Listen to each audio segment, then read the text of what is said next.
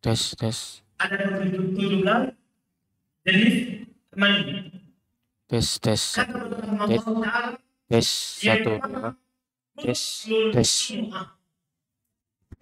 Mandi pada Tes. mandi pada hari Jumat.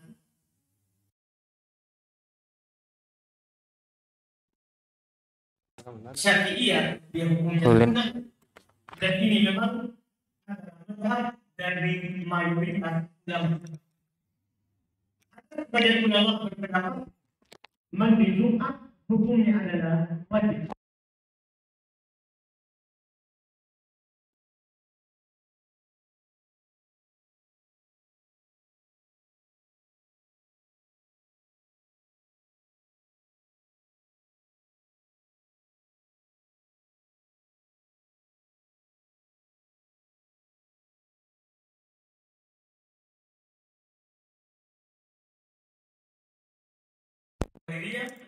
Dan mungkin ini adalah merupakan pendapat dari Imam Malik rahimahullah. Mereka katakan mandi Jumat itu wajib. Berdalil dengan beberapa dalil, ya, mereka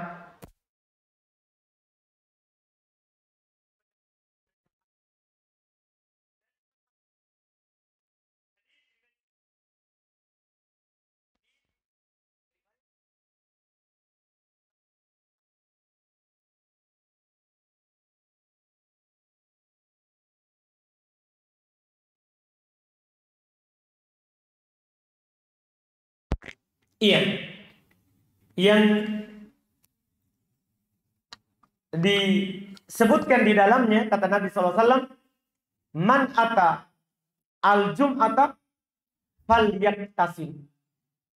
Siapa yang mendatangi Jumat, maka hendaklah dia mandi. Siapa yang mendatangi Jumat, maka hendaknya dia mandi. Dengan lafaz perintah. Dengan lafaz perintah. Dan mereka katakan asal dalam perintah adalah apa? Wajib. Demikian pula bahkan datang yang lebih jelas lagi dengan lafaz yang lain yang terang-terangan memang menyatakan wajib, yaitu dalam riwayat juga Imam Al-Bukhari dan Imam Muslim, tapi dari hadis Abu Sa'id Al-Khudri.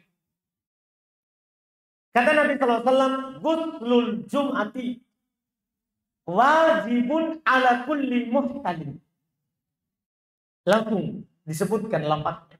Mandi pada hari Jumat wajib bagi setiap orang yang sudah balik, yang sudah mimpi basah. Itu yang sudah masuk di usia balik. Nabi bilang wajib. Ini hukumnya. Ini dalil yang mereka pakai.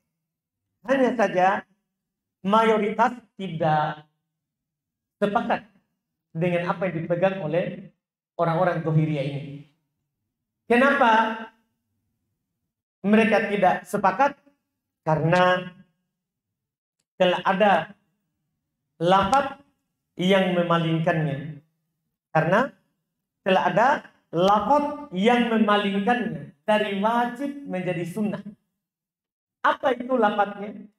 Di antara yang mereka pakai adalah hadis yang diriwayatkan oleh Imam Abu Daud, Tirmidzi, Nasa'i, Imam Ahmad dari sahabat Samurah bin Jundub radhiyallahu taala anhu. Nabi SAW bersabda, man tawaddo'a yaumal jum'ati fa biha wa ni'mat wa man iktasala fal ghuslu afdal. Siapa yang berwudu pada hari Jumat, maka itu baik dan nikmat. Dan siapa yang mandi, maka mandi lebih utama. Kata mandi lebih utama, ini menunjukkan sunnahnya, bukan wajib. Karena wajib berarti harus, bukan lebih utama. Ini yang mereka pakai, yang pertama. Kemudian juga yang kedua, ya, yang kedua, dalil yang mereka pakai yang menunjukkan sunnahnya adalah di zaman Nabi SAW dinukil oleh Aisyah radhiyallahu taala anha bahwa para sahabat waktu itu mereka kalau hari Jumat itu hanya Jumat di Masjid Nabi. Di Masjid Nabawi. Artinya semuanya datang dari lembah-lembah yang tinggal jauh dari Masjid Nabawi. Datang untuk Jumat. Waktu itu dikatakan oleh Aisyah radhiyallahu taala anha, mereka datang dalam keadaan kena debu, berkeringat. Akhirnya saat di masjid keluar bau yang tidak enak. Ketika itu Nabi SAW cium, beliau katakan, lawit tasaltum yaumal jum'ah. Seandainya kalian mandi pada hari Jumat. Seandainya kalian mandi pada hari Jumat. Ini kan bentuk bukan kewajiban, tapi apa?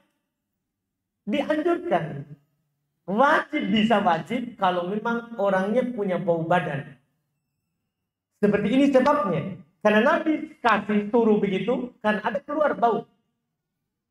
Kan? Ini kata mayoritas. Ditambah lagi, ini didukung oleh apa yang dilakukan oleh Utsman ibn Affan dan tidak diingkari oleh sahabat termasuk Umar bin Khattab. Makanya disebutkan ini merupakan pendapat dari mayoritas sahabat juga. Yaitu Utsman ibn Affan radhiyallahu taala anhu pernah kalau masuk masjid. Waktu itu Umar radhiyallahu taala anhu sedang khutbah. Dan dia tidak mandi. Ini Utsman ibn Affan. Umar radhiyallahu taala anhu mengakuinya, tidak mengingkarinya, padahal dia datang dalam keadaan tidak atau belum mandi. Ini Utsman ibn Affan. Demikian pula para sahabat waktu itu tidak ada mengingkarinya. Kalau seandainya mandi Jumat wajib, maka Utsman tidak akan tinggalkan. Demikian pula Umar tidak akan membenarkan hal itu. Demikian pula para sahabat yang lain yang melihat waktu itu tidak akan membenarkan. Ini dalil mereka, dan dengan dalil-dalil ini tadi menguatkan apa yang dipegang oleh mayoritas ulama rahimahullah termasuk Syafi'iyah, bahwa mandi Jumat tidak wajib, hukumnya adalah sunnah. Mandi Jumat itu tidak wajib, hukumnya adalah sunnah. Dan waktu mandi Jumat itu dimulai waktunya dari terbit fajar hari Jumat. Misalnya ini Jumat, adzan subuh tadi itu, setelah adzan subuh di situ mulai waktunya mandi Jumat. Iya, mandi Jumat. Dan lebih utama pas mau berangkat ke masjid. Karena ilahnya adalah sebabnya kita disunahkan mandi Jumat supaya harum badan kita. Ya, dan kalau kita mandi sebelum berangkat, tentunya itu lebih bagus. Lebih bagus. Karena belum muncul bau yang lain. Kecuali ya, bau dari apa yang timbulkan dari mandi tadi. Ini yang paling bagus. Tapi sudah boleh dari terbitnya fajar.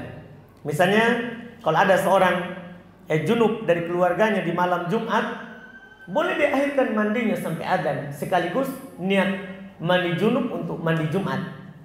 Mandi junub untuk mandi apa? Jumat.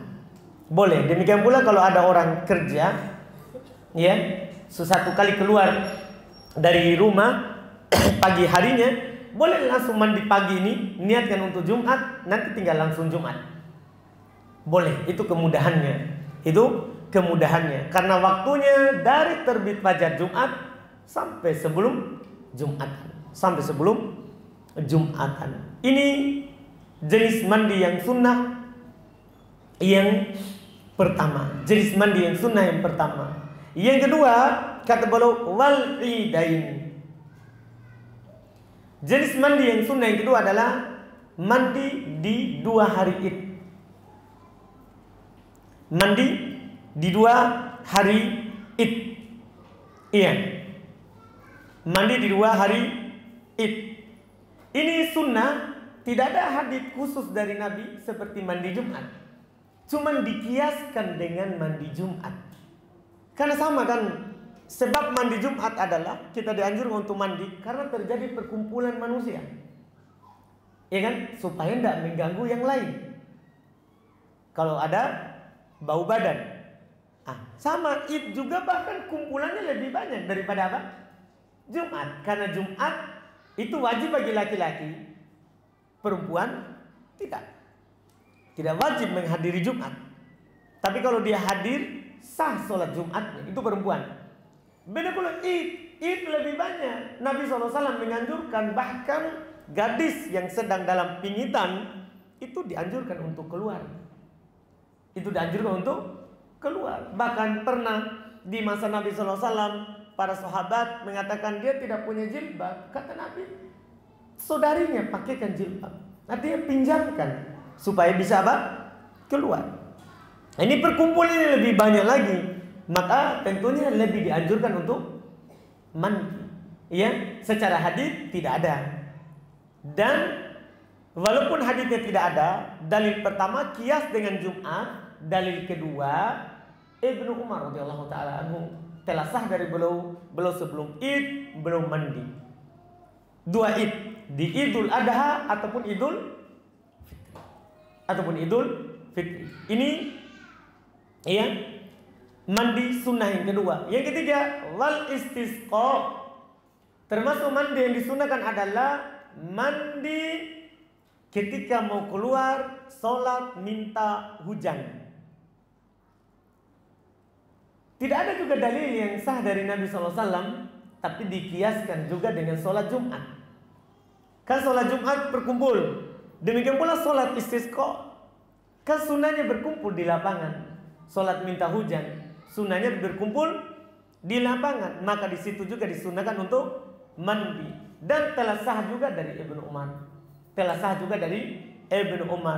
Yang berikutnya wal khusuf. Demikian pula mandi gerhana. Apakah gerhana bulan atau gerhana matahari? Disunahkan. Kenapa? Sama, dikiaskan dengan mandi Jumat. Karena sholat gerhana disunahkan untuk sholat berjamaah. Disunahkan bagi orang untuk mengucapkan as-sholatu jami'ah, sholat berjamaah. Itu panggil dengan panggilan itu. Iya, maka ketika terjadi tajammu, berkumpul banyak orang, sunnah mandi di situ.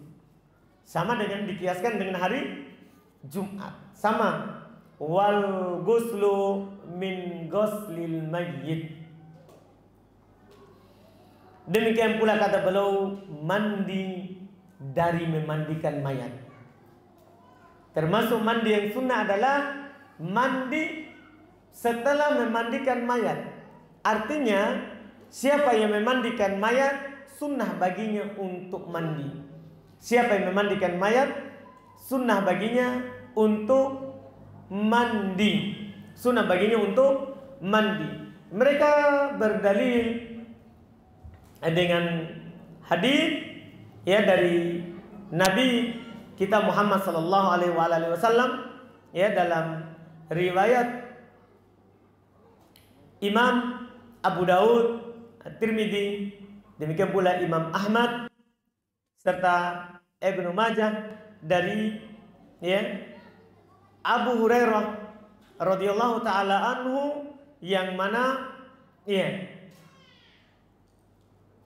datang dengan lafaz man ghassala mayyitan falyaktasil wa man hamalahu falyatawaddo. Man ghassala mayyitan falyaktasil wa man hamalahu falyatawaddo. Siapa yang memandikan mayat, maka hendaklah dia mandi. Dan siapa yang mengusung, memikul jenazah, hendaklah dia berwudu. Hadis ini dipakai oleh para ulama bahwa membawa atau memikul atau mengusung jenazah itu pembatal wudu. Karena lafaz terakhir tadi, siapa yang memikul mayat, hendaknya dia berwudu, berarti batal wudunya. Tapi pembahasan kita bukan di sini. Pembahasan kita adalah mandi setelah memandikan mayat. Mandi setelah memandikan mayat. Hadis ini, ya, hadis yang disebutkan oleh penulis tadi sudah anak katakan riwayat Imam Ahmad, Abu Daud, At-Tirmidzi, Ibnu Majah dari hadis Abu Hurairah. Cuman hadis ini adalah hadis yang dhaif. Didhaifkan oleh Syekh Syuaib Al-Arnaud di catatan, ya, ta'liq terhadap kitab Musnad Imam Ahmad. Hadisnya dhaif. Jadi ketika dia dhaif, ketika hadisnya dhaif, maka tentunya, ya, dengan lafaz man ghassala mayyitan falyaktasil, tentunya kita tidak pakai untuk berdalil. Kenapa bisa dhaif? Itu lagi sekarang karena kita tidak boleh sembarang bilang hadis dhaif dalam keadaan kita tidak tahu apa sebabnya. Dia dhaif karena di dalam sanadnya ada rawi yang bernama Saleh Maula At-Tau'amah. Dia meriwayatkan dari Abu Hurairah. Dan Saleh Maula Tau'amah ini dia adalah rawi yang dhaif hadisnya. Dia adalah rawi yang dhaif hadisnya. Oleh karena itu dia didhaifkan disebabkan karena rawi yang kami sebutkan tadi. Disebutkan, ya, disebabkan karena rawi yang kami sebutkan tadi. Datang dalam riwayat sebenarnya Imam At-Tirmidzi. Datang dalam riwayat Imam At-Tirmidzi. Kalau tadi riwayat Imam Ahmad kan Saleh Maula Tau'amah langsung dari Abu Hurairah. Dia tidak bertemu dengan Abu Hurairah, tapi riwayatkan dari Abu Hurairah. Dia riwayatkan dari Abu Hurairah, tapi tidak ketemu. Ini menunjukkan sanadnya terputus. Datang dalam riwayat Imam At-Tirmidzi, ya, dia meriwayatkan dengan jalur dari, ya, Suhail Ibn Abi Saleh dari bapaknya, dari Abu Hurairah, dengan lafaz yang seperti itu dalam riwayat Imam At-Tirmidzi rahimahullahu taala. Hanya saja, ya, hadis ini dalam riwayat Imam Tirmidzi diperselisihkan apakah ini ucapan Nabi atau ucapan Abu Hurairah. Apakah dia ucapan Nabi atau ucapan apa? Abu Hurairah radhiyallahu taala anhu. Dan sebagian ulama mengatakan ini dari ucapan Abu Hurairah, ya, dari ucapan Abu Hurairah. Iya.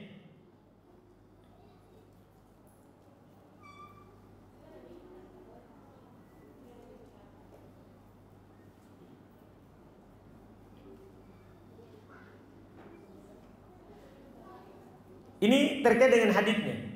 Cuman perlu antum ketahui kalau lafaz dalam catatan Imam At-Tirmidzi itu kalau Syekh Albani boleh anggap sahih. Boleh anggap sahih. Imam Ahmad sendiri boleh lebih memilih dia, ya, mauquf, ucapan dari Abu Hurairah. Kata Imam Ahmad, innahu mauqufun ala Abi Hurairah. Sungguh ini hadis mauquf dari Abu Hurairah, maksudnya dari ucapan Abu Hurairah, bukan ucapan Nabi. Imam Syafi'i sendiri belum berkata lau sahhal hadits la qultu biwujubi. Perhatikan isyarat dari Imam Syafi'i ini. Seandainya sahih ini hadis, saya akan mengatakan wajib. Saya ulangi, Imam Syafi'i bilang seandainya sahih hadis ini, saya akan katakan wajib. Karena memang lafaznya perintah. Tapi menurut Imam Syafi'i, hadis ini adalah hadis yang dhaif. Jadi kita katakan karena dhaif, maka tidak sunnah mandi setelah memandikan jenazah, juga tidak sunnah berwudu setelah memikul, mengusung jenazah.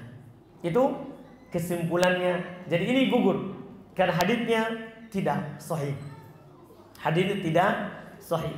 Kemudian berikutnya yang sunnah juga adalah mandi orang yang al-kafir ida aslama. Kata belum?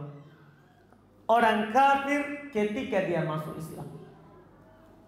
Termasuk disunahkan adalah ketika seorang kafir masuk Islam, disunahkan mandi. Kenapa? Karena dinukil dari Nabi Shallallahu Alaihi Wasallam ketika Sumamah ibn Uthal, demikian pula Qais ibn Asim, keduanya masuk Islam, Nabi SAW menyuruhnya mandi. Menyuruhnya mandi. Iya. Dan kita katakan tidak wajib, padahal Nabi perintahkan kepada dua sahabat ini. Kenapa? Karena tidak semua sahabat yang masuk Islam Nabi perintahkan mandi. Ini menunjukkan hal itu sunnah. Karena ada dua orang beliau suruh mandi, yang lainnya tidak dinukil. Itu yang membuatnya apa? Hukumnya sunnah. Dan ini betul apa yang disebutkan. Dia termasuk mandi yang disunnahkan. Yang berikutnya, wal majnunu idza afaqa. Termasuk mandi yang disunnahkan adalah orang gila ketika dia sadar dari kegilaannya. Alasan mereka adalah bisa saja saat dia gila mimpi basah. Tapi kan dia gila, dia tidak sadar. Iya kan? Bisa saja begitu. Iya. Demikian pula ketika perempuan, bisa saja saat dia gila haid. Tapi kan dia gila, tidak ada hukum syar'i terhadapnya. Maka ketika dia sadar dari gilanya, sunnah mandi. Ketika dia sadar dari gilanya, sunnah mandi. Ini jenis mandi yang disunnahkan. Jenis mandi yang disunnahkan. Iya. Kemudian yang berikutnya, wal mugma alaihi idza afaqa. Termasuk yang disunnahkan kepadanya mandi adalah orang yang pingsan jika dia sadar dari pingsannya. Jika dia sadar dari pingsannya. Ini sama sebabnya dengan orang majnun tadi. Karena ya katanya saat pingsan seorang tidak sadar apa yang terjadi padanya. Dan juga dinukil dari Nabi SAW saat beliau sakit yang terakhir dan belum meninggal dengannya, beliau sering pingsan. Kalau sudah pingsan sadar, belum mandi. Itu menunjukkan hal tersebut hukumnya adalah apa? Sunnah. Itu hukumnya adalah sunnah. Kemudian berikutnya, wal ghuslu indal ihrami. Dan mandi ketika berihram. Ini juga sunnah. Itu ketika seorang mau berihram untuk umroh atau untuk haji, sebelum masuk ke haji atau umroh, sudah pakaian ihram, kemudian mau segera masuk dalam ihram, maka disunahkan untuk mandi sebelumnya. Disunahkan untuk mandi sebelumnya. Dan ini sunnah mandi ketika ihram ini dinukil dari Nabi kita Muhammad sallallahu alaihi wasallam dengan hadis yang hasan dengan jalan pendukungnya dari sahabat Zaid bin Thabit radhiyallahu taala anhu. Beliau berkata, anna Rasulullah sallallahu alaihi wasallam tajarrada li ihlalihi wa tasala. Adalah Rasulullah sallallahu alaihi wasallam beliau membuka seluruh pakaiannya untuk ihram, karena dalam ihram itu tidak boleh pakai pakaian yang berjahit. Jadi semua pakaian dibuka kecuali pakaian ihram, yaitu sarung dan rida. Sarung dan rida. Sarung yang dipakai untuk bersarung, rida yang dipakai untuk berselendang. Di atas punggung begini. Iya, kecuali dua itu. Nabi SAW membuka semua pakaiannya dan belum mandi. Dan belum mandi untuk ihramnya. Ini yang menunjukkan hal tersebut disunahkan karena Nabi lakukan. Kemudian yang berikutnya, wadukuli Makkah. Disunahkan juga bagi seorang untuk mandi kalau dia mau masuk Makkah, walaupun tidak umroh. Kan kalau umroh memang sunnah ketika berihram. Tapi ketika dia sudah, misalnya dia sudah berumrah, kemudian dia keluar dari Mekah dan mau masuk lagi Mekah, mau masuk lagi Mekah, maka sunnah mandi sebelum dia masuk Mekah, sunnah dia mandi sebelum masuk Mekah. Kata sunnah di sini disunahkan berdasarkan apa yang diriwayatkan oleh Imam Al-Bukhari dan Imam Muslim, bahwasanya Abdullah bin Umar radhiyallahu taala anhu, beliau kalau masuk Mekah maka pasti mandi dulu, dan dinukil itu adalah perbuatan dari Nabi kita Muhammad sallallahu alaihi wasallam. Kemudian berikutnya walil wukuf bi Arafah. Demikian pula disunahkan mandi kalau kita mau wukuf di Arafah. Ini tentunya saat haji saja, karena saat umroh tidak ada wukuf di Arafah. Umroh itu cuman berihram, kemudian tawaf 7 kali dan sa'i 7 kali, dan setelah itu cukur. Kalau sudah cukur maka sudah selesai dari umroh, tidak ada wukuf di Arafah. Ini khusus haji. Bagi orang yang ingin wukuf di Arafah, sunnah untuk mandi. Sunnah untuk mandi bagi orang yang ingin wukuf di Arafah. Kenapa? Apa dalilnya? Karena Ibnu Umar radhiyallahu taala belum melakukannya. Dan Ibnu Umar adalah sahabat yang semangat mengikuti sunnah, dan juga apa yang beliau lakukan tidak menyelisihi dalil, dan dengan sebab itu dia dipakai untuk berdalil. Berikutnya adalah wali romil jimar asalas.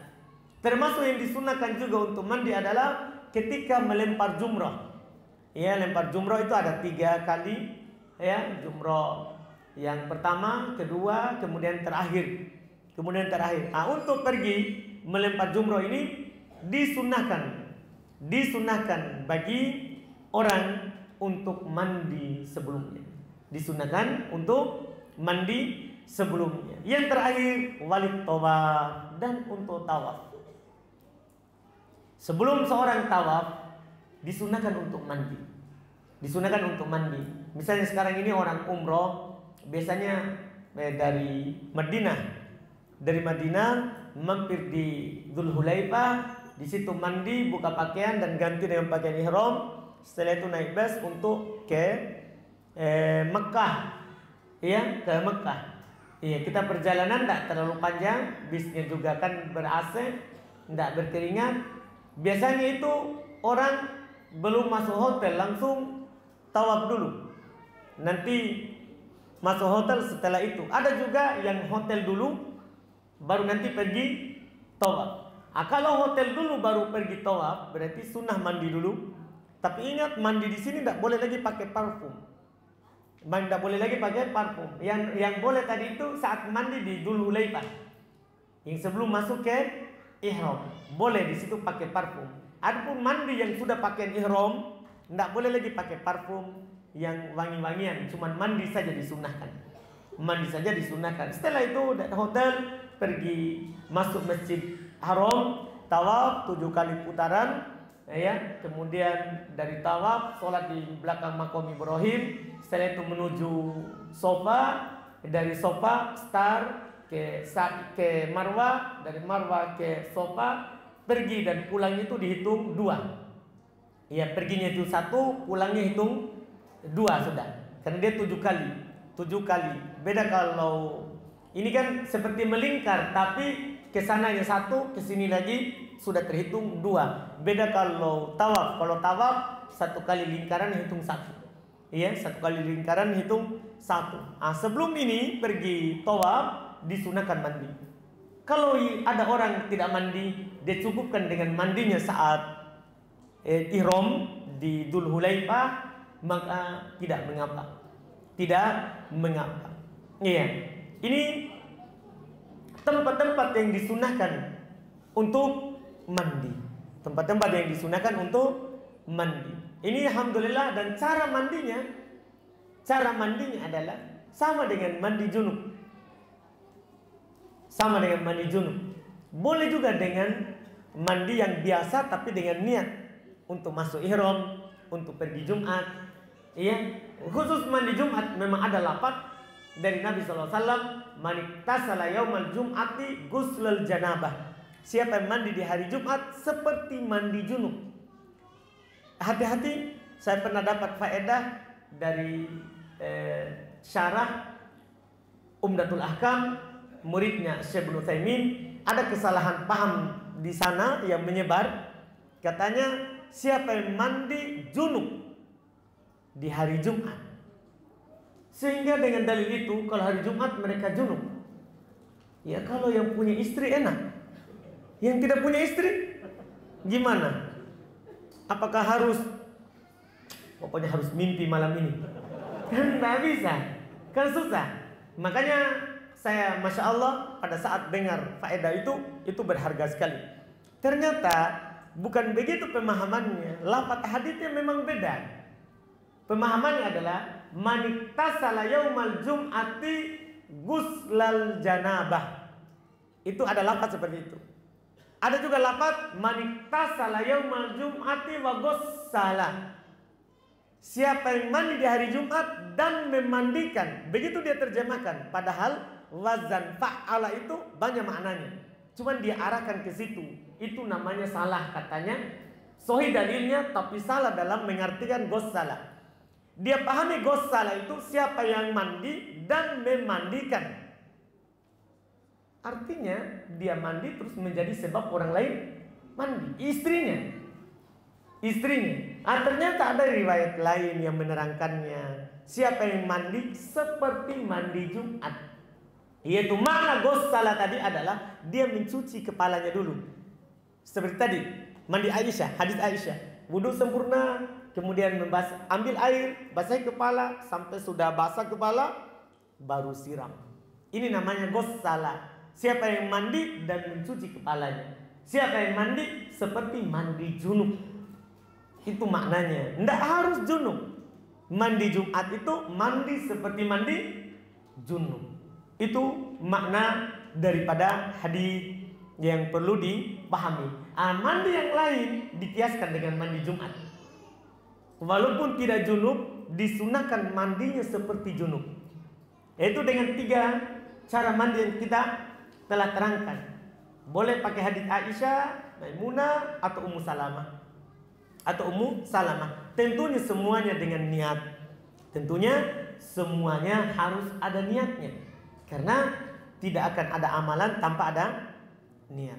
Tidak akan ada amalan tanpa ada niat. Ini mandi-mandi yang sunnah. Dan kita tutup tadi dengan cara mandinya. Setelah itu belum berkata faslun, pasal baru lagi. Wal masu alal khuffaini jaizun bi thalathati syara'id ayyabtadi alubsuhuma ba'da kamali thahara wa yakuna satiraini li mahallil ghusli min al-qadamain wa yakuna mimma yumkinu mutaba'atul masyi 'alaiha. 3 syarat. Kata beliau, mengusap di atas kedua sepatu boleh. Mengusap di atas kedua sepatu hukumnya boleh. Dan ini sepakat ahli sunnah wal jamaah. Tidak ada yang menyelisihinya kecuali orang-orang Syiah Rafidhah dan juga Khawarij. Makanya mengusap di atas sepatu ini sebagian ulama memasukkan dalam buku akidah karena orang sesat menyelisih. Ahli sunnah wal jamaah dari masa Nabi SAW, setelah itu para sahabat, setelah itu dari generasi yang mengikuti mereka, semuanya mengatakan mengusap di atas sepatu boleh kalau kita mau sholat menggunakannya. Itu syarat ya, karena kalau kita tidak mau sholat, misalnya sudah usap di tempat wudhu, masuk masjid buka sepatunya, batal wudhunya. Kan dia batal dengan membukanya. Batal wudhu dengan membukanya. Ini boleh, tidak ada yang menyelisihinya kecuali orang Rafidhah dan diikuti oleh orang-orang Khawarij. Ya, dan tentunya ini menyelisihi hadis Nabi SAW dan menyelisihi sahabat Nabi SAW. Kata Al-Imam Al-Hasan Al-Basri rahimahullahu taala, haddatsani sab'una min ashabi Rasulillah annahu alaihi salatu wassalam kana yamsahu 'alal khuffain. Ya. Wa qad rawa al-masham min as-sahabati an Rasulillah khalaiqu la yuhsun. Kata Al-Hasan Al-Basri telah menceritakan kepadaku 70 sahabat Nabi SAW. 70 sahabat bahwasanya Rasulullah SAW belum mengusap di atas kedua sepatunya. Belum mengusap di atas kedua sepatunya. Dan telah diriwayatkan mengusap dari sahabat Nabi SAW orang yang sangat banyak tidak terhitung. Ini orang-orang Syiah, Rafidhah dan Khawarij menentang dan menyelisih ini, padahal kabar berita mutawatir. Ada dalam Bukhari Muslim hadisnya. Ada dalam Bukhari Muslim. Misalnya dari sahabat Al-Mughirah bin Syu'bah radhiyallahu taala anhu, beliau yang pernah menuangkan air wudu untuk Nabi kita Muhammad sallallahu alaihi wasallam. Saat selesai semuanya tinggal mencuci kaki, ya. Kata Al-Mughirah bin Syu'bah, ahwaitu li anzi'a ahwaitu ila al-khuffaini li anzi'ahuma. Saya merunduk kepada kedua sepatunya Nabi untuk membukakannya. Tapi kata Nabi SAW kepadanya, dakhuma, biarkan, tinggalkan keduanya. Fa inni adaqaltuhuma wa huma tahiratan. Sungguh saya memakainya dalam keadaan keduanya suci. Tidak perlu dibuka karena boleh sholat menggunakan sepatu. Boleh sholat menggunakan sepatu dan boleh mengusap di atas sepatu kalau kita mau sholat menggunakannya. Kalau kita mau sholat menggunakannya. Ini diantara dalil yang menunjukkan bahwa mengusap di atas kedua sepatu itu boleh. Iya, itu boleh. Kemudian beliau terangkan bisalatati syara'id, dengan 3 syarat. Dengan 3 syarat. Dengan 3 syarat. Apa itu? Kata beliau, ayyabtadi lubsahuma ba'da kamalit taharah. Dia memulai memakai keduanya setelah sempurna berwudu. Sebelum kita pakai itu sepatu atau kaos kaki yang kita mau usap nanti di atasnya, sebelum pakai harus wudu dulu. Dengan wudu yang sempurna. Sudah selesai wudu sempurna, baru kita pakai. Setelah itu nanti datang waktu sholat, kita mau wudu, boleh usap di atasnya. Ini syarat pertama. Dan telah dilapatkan tadi hadits Nabi Shallallahu Alaihi Wasallam. Kata Nabi, dakhuma fa inni adaqaltuhuma wa huma tahiratan. Biarkan, tinggalkan, sungguh saya memakai kedua kakiku kepadanya dalam keadaan keduanya suci. Dalam keadaan keduanya apa? Suci. Ini syaratnya. Ini syarat yang pertama. Syarat kedua, kata beliau, wa yakuna saqiraini li mahalli al-ghusli minal qadamain. Harus katanya menutup, ya, tempat yang wajib dicuci dari kaki. Itu syarat sepatu. Ya, harus menutup dari yang dicuci dari kaki. Yaitu harus kata mereka ya di atas mata kaki. Itu baru dikatakan khuf yang boleh kita usap di atasnya. Harus menutup sampai apa? Mata kaki sepatunya. Sepatunya harus yang setinggi sampai menutup apa? Mata kaki. Mata kaki. Ini kata mereka. Dan tidak berbahaya kalau ada lubangnya sedikit. Itu dimaafkan. Karena para ulama katanya, para sahabat dulu kan kesusahan. Iya, tidak mungkin sepatunya tidak ada lubangnya atau tidak ada bocornya. Itu dimaafkan. Itu dimaafkan. Kemudian wa yakuna mimma yumkinu mutaba'atul masyi 'alaiha. Harus bisa dipakai untuk berjalan di atasnya. Hanya saja syarat ini sebagian para ulama tidak mempersyaratkannya.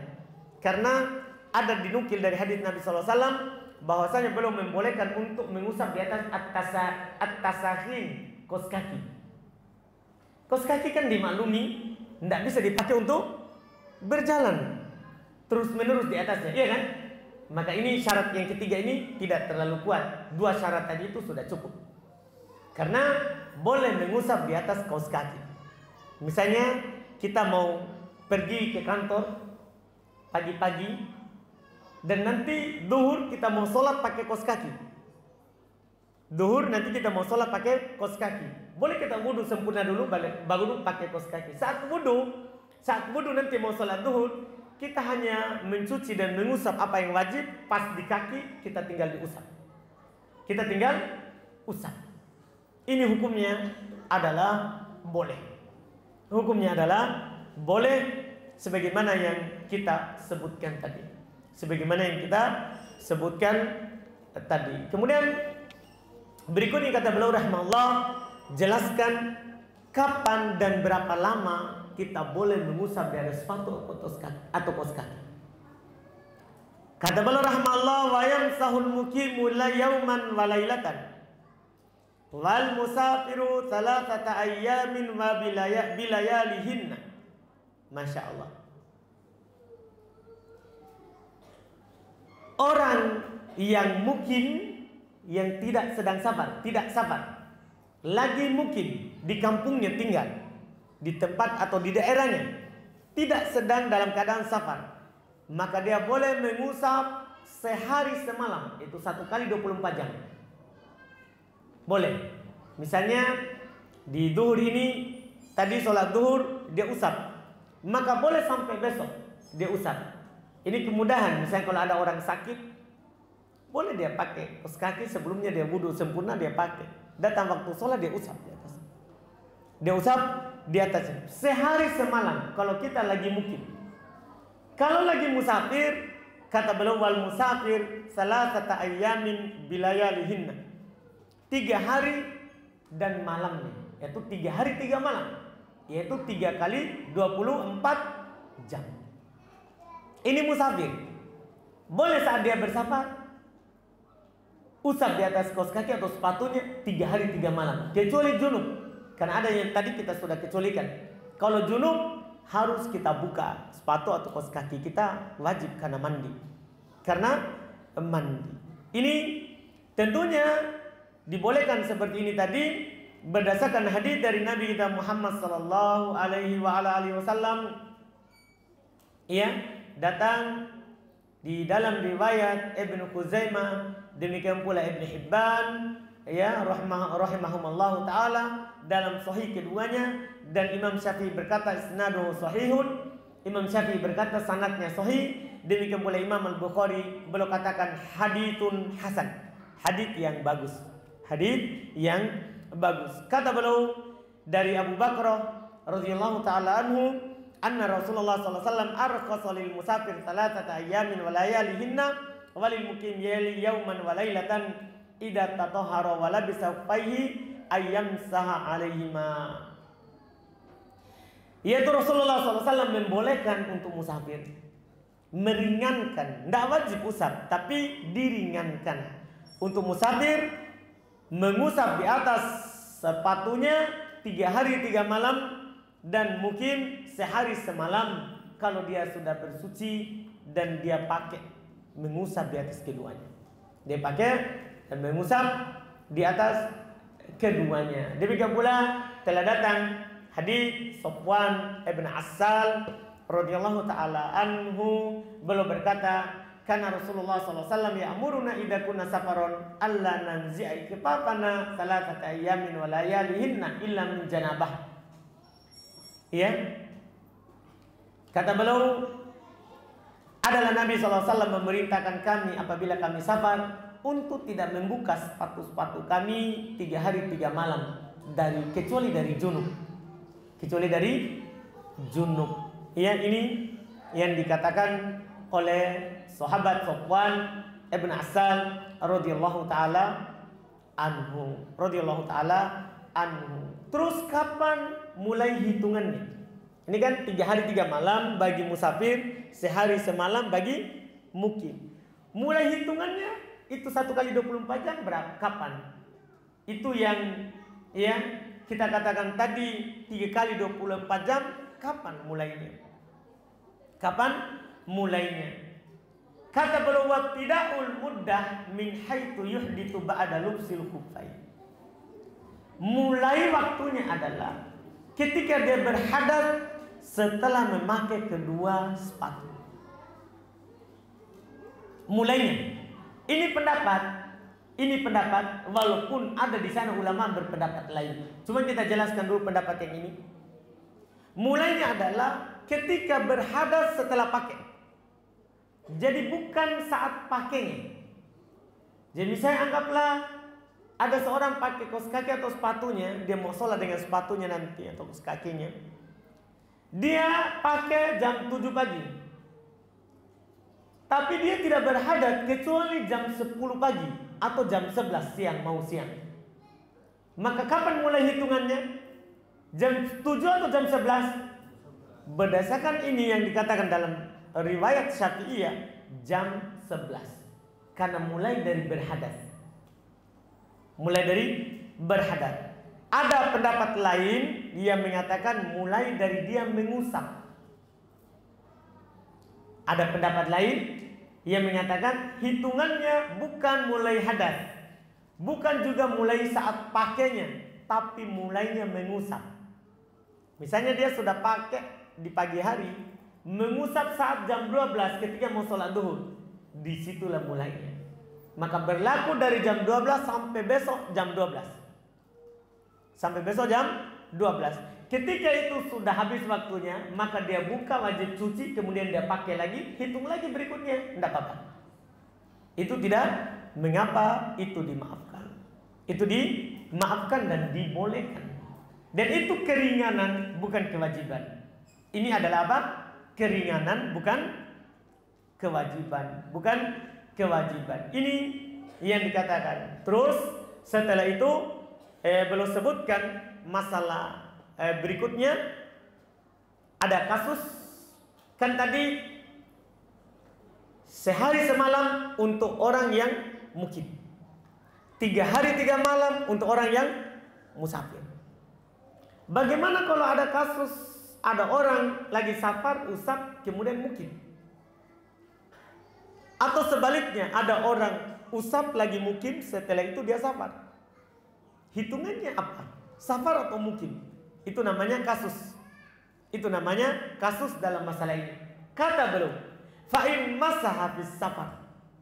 Kalau dia mengusap di waktu safar, au masaha fil hadar, atau dia mengusap saat mukim, summa safaro, kemudian setelah itu dia malah bersafar. Dia usap saat safar kemudian mukim, atau dia usap saat mukim kemudian safar, maka atamma masha mukim. 2 kasus ini maka dia menyempurnakan usap mukim. Mungkin dipahami kasusnya. Ada orang gini, misalnya dia usap sepatunya saat duhur, kemudian kan kalau dia usap duhur itu kan berlaku sampai besok duhur. Besok paginya safar. Apa hitungannya? Sampai kapan dia boleh usap?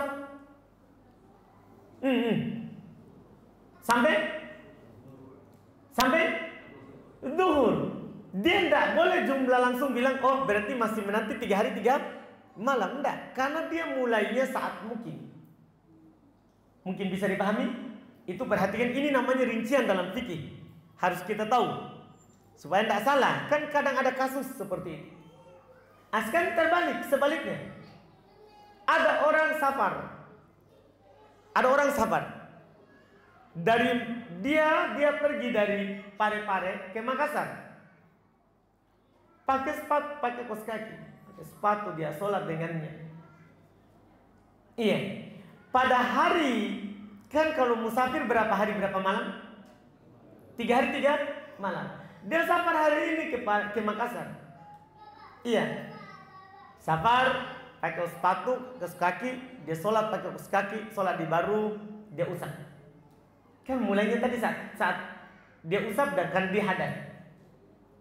Kan seharusnya kan mulai dari situ sampai kapan? Sampai 3 hari berikutnya kan? Begitu. Tapi di hari besoknya kembali. Jadi jalan pagi, sholat duhur, di perjalanan, kembali besok pagi ke Parepare lagi.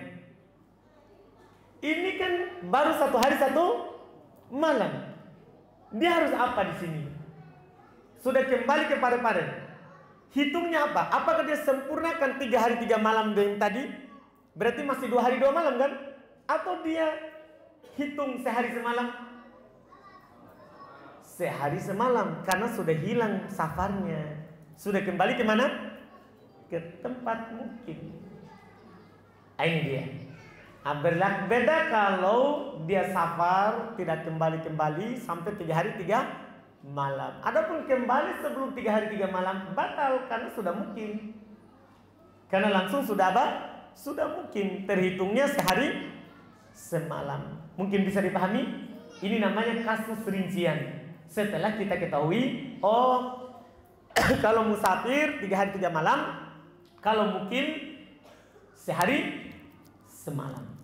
Kalau mukim sehari semalam. Setelah itu kapan mulainya? Para ulama berselisih pendapat. Yang dipilih dalam mazhab Syafi'iyah mulainya adalah ketika berhadas. Mulainya ketika apa? Berhadas. Itu dalam mazhab Syafi'iyah, juga mazhab ulama yang lain. Walaupun ada juga di sana yang berpendapat mulainya saat usap. Mulainya saat usap. Dan ada juga mazhab ketiga mulainya saat pakai. Mulainya saat pakai. Ini dalam masalah ini. Kemudian kalau ada kasus ada orang lagi mukim safar. Di mukim sudah usap, maka dia hitung mukim. Kemudian kalau ada orang safar kemudian mukim, maka hitungannya mukim bukan musafir. Bukan musafir. Ini cabang pembahasan yang disampaikan. Sekarang apa pembatal daripada mengusap? Kan pembatal wudhu antum sudah tahu. Pembatal wudhu itu yang paling banyak adalah apa yang keluar dari salah satu dari 2 jalur. Itu yang disepakati. Yang lainnya diperselisihkan. Iya. Sekarang apa yang membatalkan kalau kita mengusap? Iya.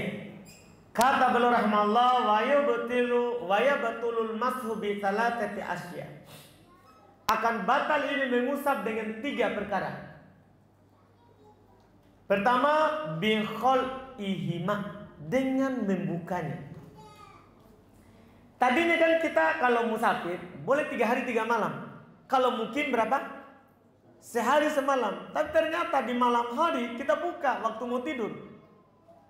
Sudah batal. Mulai ulang lagi. Kalau antum mau usap berarti wudu dulu baru pakai, baru usap nanti berikutnya. Kalau batal. Dipaham kan? Demikian pula kalau antum musafir. Seharusnya kan boleh 3 hari 3 malam. Ternyata baru sehari semalam kita sudah tidak enak kakinya, pakai kaos kaki terus. Akhirnya kita buka, batal. Tidak jadi. Hitung ulang lagi setelah berwudu. Sempurna. Nah, ini syaratnya. Dia batal dengan membukanya. Dia batal dengan membukanya. Yang kedua, wankido ilmuddati. Selesainya masanya itu batal. Artinya apa? Tadi kan antum sudah diajarkan. Waktunya itu untuk musafir berapa? Sehari semalam. Untuk musafir berapa? 3 hari 3 malam. Untuk mungkin 1 hari 1 malam. Ketika selesai ini masanya, sudah. Tidak boleh lagi antum usap. Wajib antum buka, cuci. Kalau mau lanjut lagi, pakai lagi setelah cuci. Baru nanti hitung ulang. Itu yang kedua, pembatalnya. Yang ketiga, wama yujibul ghusl. Termasuk pembatalnya adalah apa yang mewajibkan mandi. Apa itu yang mewajibkan mandi? Ada berapa? Sudah lewat tadi pagi. Yang mewajibkan. Berselisih nih para ulama saya lihat. Iya. Tapi saya dengar akhwat ada bisik-bisiknya. Berapa? Akhwat bilang 3.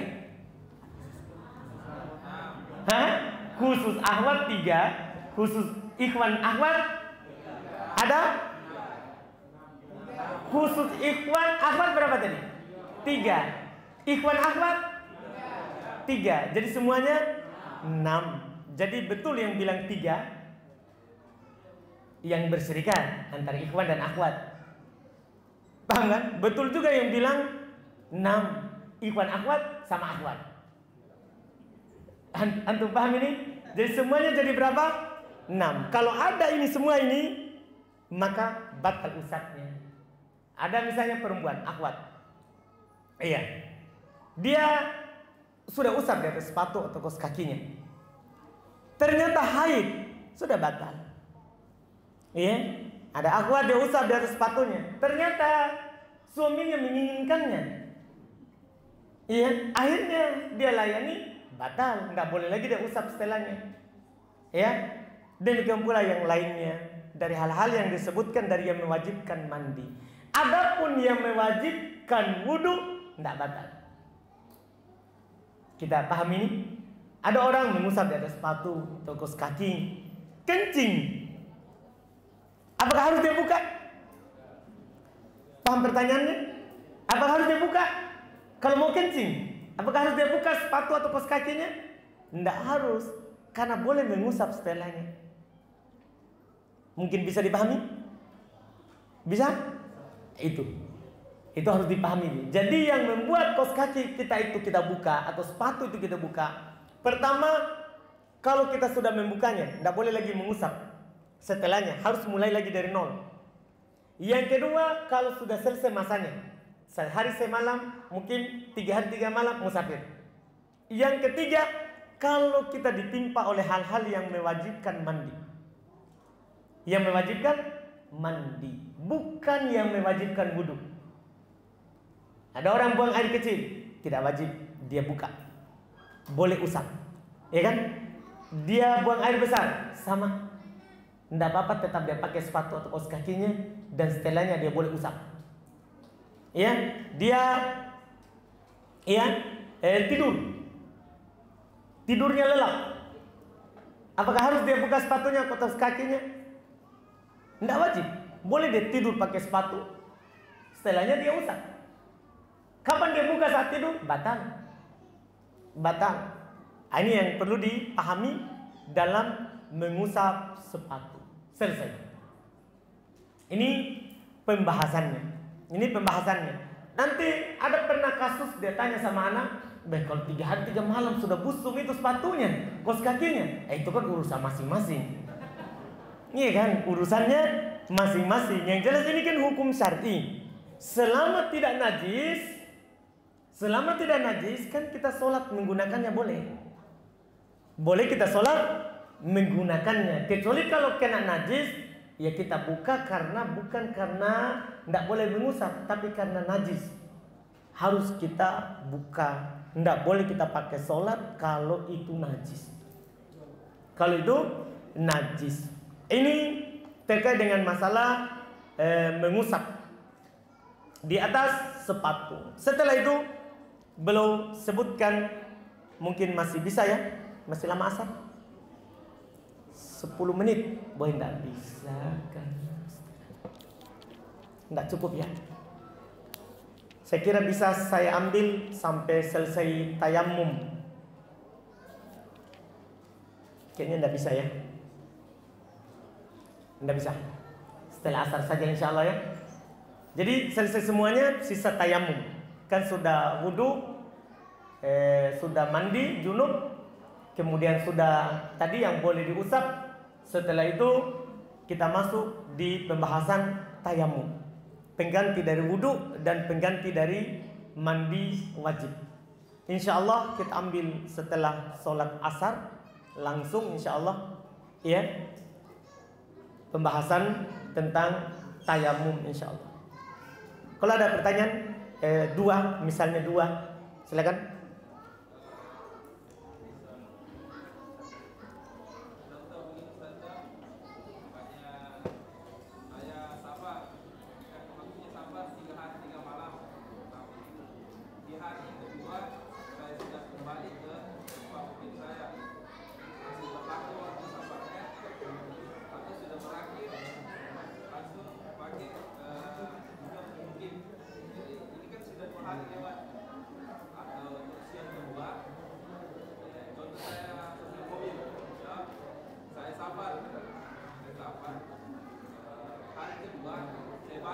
Akhwat, masih ada majelis ya?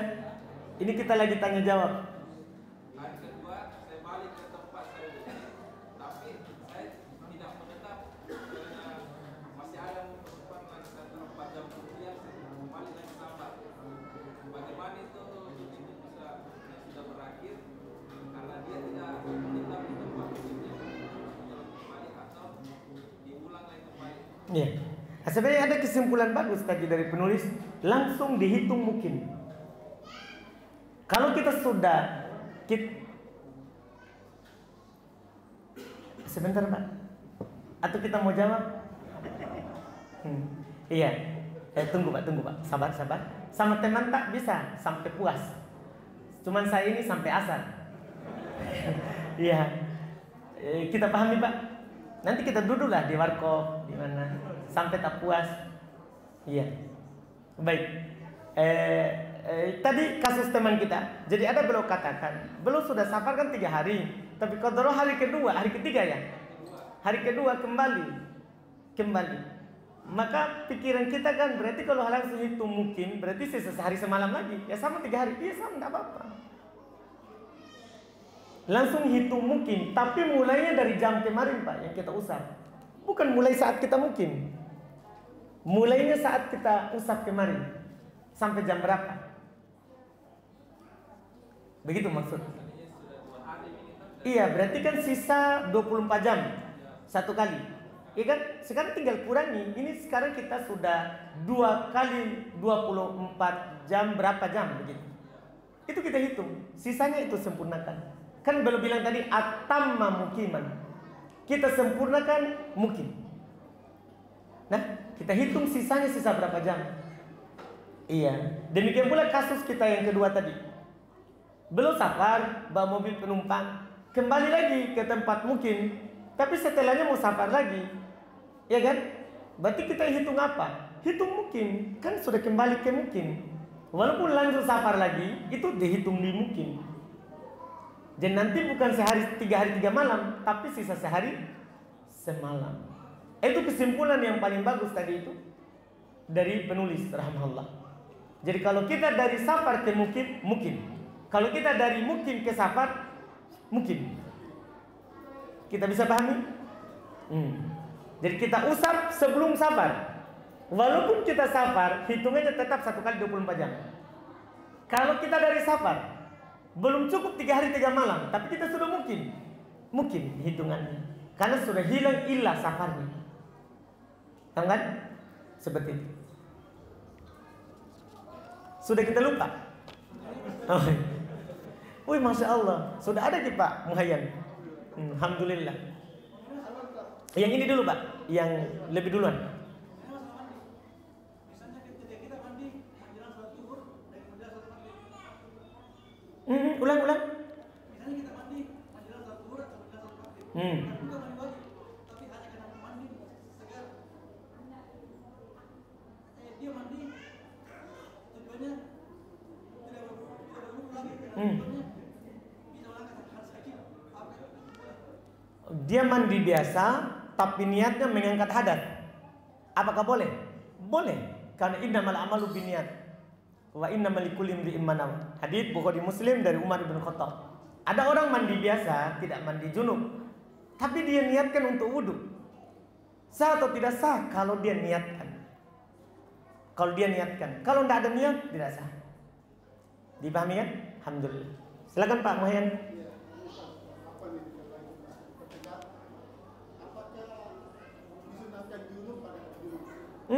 Masya Allah. Itu Alhamdulillah.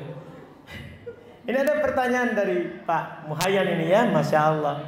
Apakah disunahkan junub di hari Jumat? Tapi belum bilang bagi yang berkeluarga. Kalau tidak, setengah mati anak muda. Iya. Apakah disunahkan junub pada hari Jumat bagi orang yang sudah berkeluarga? Tidak sunnah.